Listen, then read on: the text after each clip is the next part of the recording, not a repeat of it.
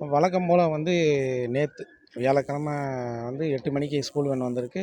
ஸ்கூலில் அவங்க பாட்டிக்கிட்ட எனக்கு புளிச்சாதம் பண்ணி கொடு பாட்டின்னு சொல்லி 2 பேர்த்துக்கு லஞ்ச் ரெடி பண்ணியிருக்காங்க.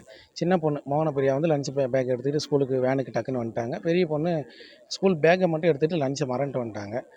அந்த சூழ்நிலையில் அவங்க அப்பா ஒரு 10 மணிக்கு வீட்டுக்கு போயிருக்காரு. காமாட்சி லஞ்சை மறந்துட்டு போயிடுச்சு, இப்போ கொடுத்துட்டு வந்துருன்னு சொல்கிறப்ப அவர் ஒரு லஞ்ச் எடுத்துகிட்டு ஒரு 10, 10:30க்கு ஸ்கூலுக்கு போயிட்டார்.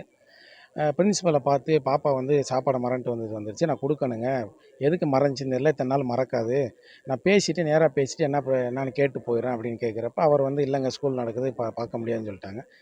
மாற்றி ஃபோர்ஸ் பண்ணுறப்ப அவர் விடலை. சரி சாப்பாடை வச்சுட்டு வந்துட்டாங்க. வச்சுட்டு வந்த பிறகு எப்பயும் போல் வாரத்தில் 2 நாள் அவங்க நிலவேம்பு கஷாயம் கொடுப்பாங்களாம். நேற்று வியாழக்கிழமை 10:15 கொடுத்துருக்காங்க.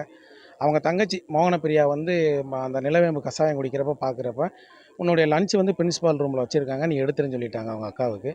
சரி 12:30க்கு லஞ்சுக்கு விட்டப்போ 12:30 போய் இப்போ பிரின்ஸிபால் ரூமில் சாப்பாடு எடுத்து ஃபுல்லாக சாப்பிட்டு நல்லா சாப்பிட்டாங்க. கொஞ்சம் கூட மிச்சம் வைக்கலாம், எல்லாம் சாப்பிட்டுட்டு தண்ணியை குடிச்சிட்டு எப்பயும் போல் பாத்திரம்லாம் கழுவி லஞ்ச் பேக்கில் வச்சுட்டு கிளாஸில் போய் உட்காந்துட்டாங்க. கிளாஸில் போய் உட்கார்றப்ப லைட்டாக பெடனி வலிக்குதுன்னு சொல்கிறப்ப அவங்க மேடம் தலையை பிடிச்சி தேய்ச்சி விட்டுருக்காங்க. லைட்டாக மயக்கம் அடைகிற மாதிரி இருக்கவே படுக்க வச்சுருக்காங்க. அப்புறம் மயக்கம் அடைஞ்சிட்டாங்க. மயக்கம் தண்ணி தெளிச்சிருக்காங்க, ஃபஸ்ட் எய்ட் பண்ணியிருக்காங்க, ஒன்றும் முடியல. அப்புறம் பிரின்ஸிபாலுக்கும் அவங்க சேர்மேன் சாமிக்கும் கூப்பிட்டு சொல்கிறப்ப இந்த மாதிரி இருக்குங்க டக்குன்னு அவங்க இப்போ விவேகானந்தா ஸ்கூலு கூட்ஸ் வெஹிக்கிள் பிக்கப்பில் வச்சு ஏற்றிருக்காங்க. ஆனால் இறந்தது இடையிலேயே அன்னைக்காடு ஜிஹெச் போகிறப்ப இடையிலேயே பொண்ணு இறந்துச்சுன்னு சொல்லிட்டாங்க. அது எங்கள் ஸ்கூலில் ஆச்சுங்களா வெளியில் ஆச்சுன்னு தெரியல. அப்போ நாங்கள் எங்களுக்கு தகவல் தெரிஞ்சு அந்த பொண்ணுக்கு மேலுக்கு முடியாமல் இருக்குது, நீங்கள் வாங்க, நான் அவங்க அப்பாவுக்கு தகவல் கொடுக்குறப்ப எனக்கு அவர் கூப்பிட்றாரு. நான் பூலத்தூரில் இருக்கேன். அவர் என்னை கூப்பிட்றப்ப நானும் பைக்கில் கும்பரையூர்லேருந்து நாங்கள் 2 பேரும் ஒன்றா வரோம். இடையில ஊற்று பக்கத்தில் வரப்போ சின்ன பொண்ணு ஃபோன் பண்ணுறாங்க, அக்காவுக்கு என்ன ஆச்சுன்னு தெரில, உங்கள்கிட்ட தான் பேசுகிறேன்றாங்க, நீ வாங்கன்னு கூப்பிட்றோம். நாங்கள் ஜிஹெச்சுக்குள்ளே போகிறப்போ உள்ளே போகிறோம். டாக்டர்ஸு நர்சஸ் அப்புறம் என்ன நிற்கிறாங்க. அவங்க போகாமல் எதுவுமே பதில் சொல்லலை. என்னங்க மேடம் இப்படியே கம்முன்னு நிற்கிறாங்க, இறந்துட்டாங்கன்னு சொல்கிறீங்களான்னு கேட்குறப்ப ஆமாம் டெத் ஆயிடுச்சுன்னு சொல்லிட்டாங்க. சரி டெத் ஆயிடுச்சு அப்படின்றப்ப ஆமாம் டெத் ஆகிடுச்சின்னு சொல்கிறப்ப என்ன காரணம் ஏது காரணம்னு சொல்கிறப்ப இந்த மாதிரி விஷயம் சாப்பிட்டாங்க பிடிச்சாங்க என்னன்னு தெரியல ஆயிடுச்சுன்னாங்க. இதில் நம்மளுக்கு யார் மேலேயும் சந்தேகம் இல்லை, ஸ்கூலோ யாருன்னு நம்ம சொல்ல முடியாது. இப்போ ஜிஹெச்சில் நம்மளுக்கு ஆன பிரச்சனால பிள்ளையை நம்ம பரிசோதிக்கணும், லேபில் கொடுக்கணும், என்ன நடந்துச்சு எது நடந்துச்சு நம்மளுக்கு திண்டுக்கலுக்கு ஃபார்வேர்டு பண்ணி நாங்கள் அங்கே வச்சு ஹாஸ்பிட்டலில் வச்சு நாங்கள் லேபில் டெஸ்ட்டை கேட்டுக்கிறோம். இதுக்கெல்லாம் கேட்ட பின்னாடி தான் நம்ம யார் மேலேயும் என்ன சொல்ல முடியும்.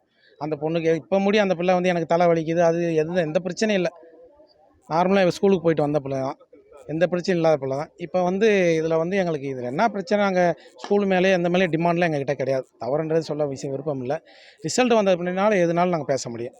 நேற்று இறந்த 2ஆம் காமாட்சி பிரியா முதல் பெண் 12வது பயின்று வருகிறார். வழக்கம்போல் நேற்று 2 பெண் குழந்தைகளும் ஒரு பாப்பா இறந்த பெண் சாப்பாடை மறந்து கொண்டு வீட்டில் வைத்து கொண்டு போய்விட்டது.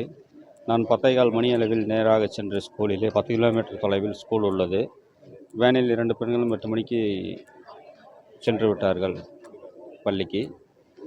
அப்பொழுது நான் 10:15 மணி அளவில் 10:30 மணி அளவில் ஸ்கூலில் பிரின்ஸ்பாலை சந்தித்து சாப்பாடை கொடுத்து நேராக சென்று ஏன் சாப்பாடை எடுத்துகிட்டு போகலன்னு சொல்லி கேட்கலாம்னு போனேன்.